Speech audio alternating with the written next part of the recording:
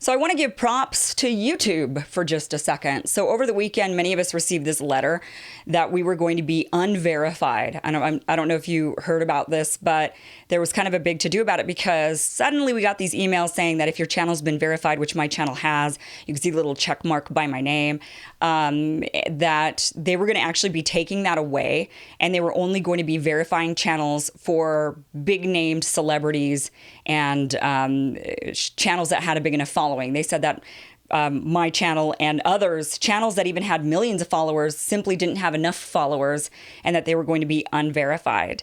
And this actually caused a huge uproar. A lot of channels were rightfully upset. Channels that were the largest in their field, that have millions of subscribers, they were being told they were going to be unverified. I got the notification that I was going to be unverified, and a lot of people made a lot of noise about it. Well, a day or two later, got another email from YouTube, and they said, "We apologize. We made a mistake. We're not going to do that anymore. If you're verified, you will remain verified, and we don't have to. Sorry about that. Sorry about that." So they backpedaled. And I do want to just give them props because, we battle a lot with YouTube on the platform for a variety of things: algorithm changes and demonetization, censorship in a way.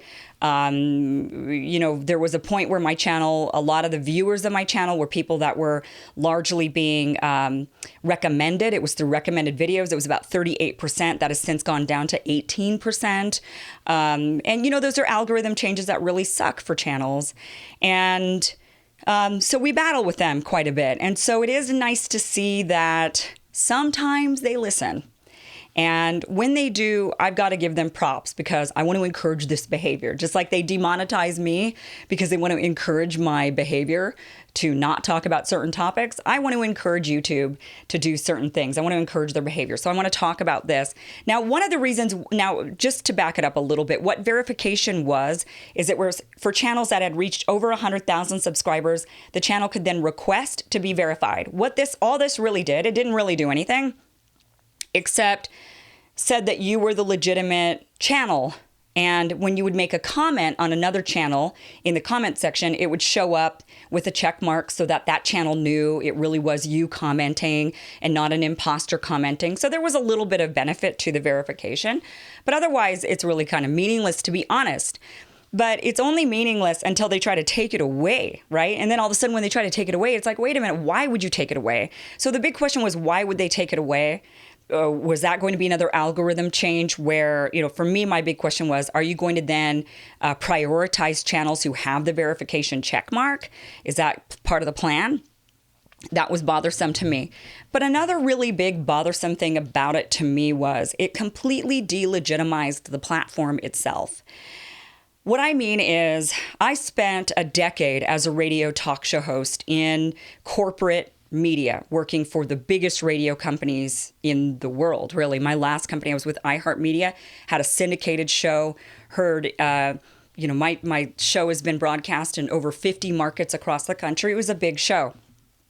And I had many times YouTubers and companies that represent YouTubers, like agents for YouTubers, would come to me and want me to have YouTubers on my show because they were saying that they wanted the YouTube community to be legitimized, that they were looking for more mainstream recognition.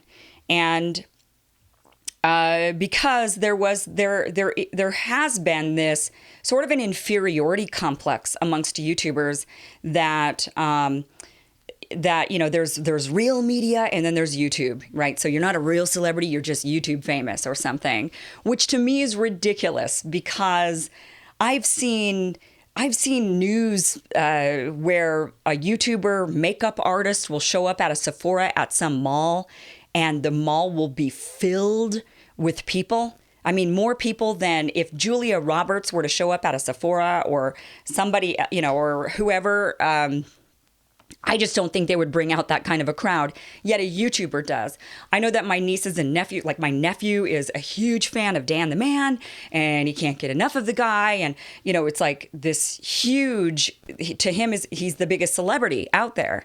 And I mean, For me personally, I've been recognized more now that I'm on YouTube than I ever was. Well, radio is a little different because nobody could see me, but still, it's there. The whole thing about they were only going to verify real life celebrities was sort of a knock on the whole entire platform trying to legitimize itself as a real media platform, as a real place where creators can go make real money and be genuinely famous out in the world.